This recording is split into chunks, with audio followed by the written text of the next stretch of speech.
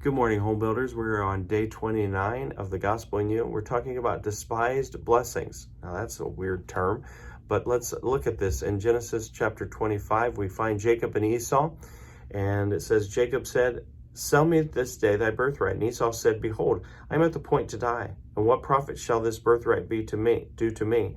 And Jacob said, "Swear to me this day." And he sware unto him, and he sold his birthright unto Jacob. Then Jacob gave Esau bread and pottage of lentils, and he did eat and drink, and rose up and went his way. Thus Esau despised his birthright. So we have here Esau, who is very hungry and feels like he's famished and about to die. He wasn't. And he gives away this eternal blessing for his family for a plate of beans and bread. Many times we do the same thing. We give up the eternal things of God for the immediate. The illustration, in 1799, there was a guy named Conrad Reed. He was out fishing at his father's river in North Carolina, the stretch of river that he owned, and he saw this large, shiny rock. So he goes out to get it, and he brings it home to his dad, John, and it looks cool. They think it's really cool. It's 17 pounds, and they use it for a doorstop for 3 years just because it was, something that made people look at it. Well, they finally take it to a jeweler. The jeweler realizes what it was, and he melted it down, got the ore from it, and it was gold.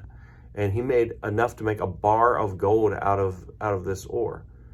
Well, John Reed doesn't realize what it is, and he gets taken. He sells it to the jeweler for $3.50, and it was 17 pounds of gold, or whatever amount of that ore was gold. It was 1/1000th of what it was actually worth, and he sold it just quickly without even realizing what it was. Now later he realized he was taken and found a gold mine on his property, but he gave up the large chunk for just a quick hit. And we do the same thing. Ephesians 3:8 tells us the unsearchable riches of Christ.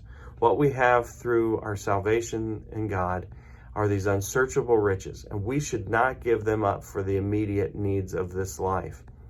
We should hold on to that which is true. And many times as Christians, that's what we do, and we need to be very careful. So today's principle, gratitude for all that God has given us in Christ, is a powerful protection against temptation. So let's keep that in mind as we go through this week. Hope you have a wonderful day and a great week. Love you guys. Bye.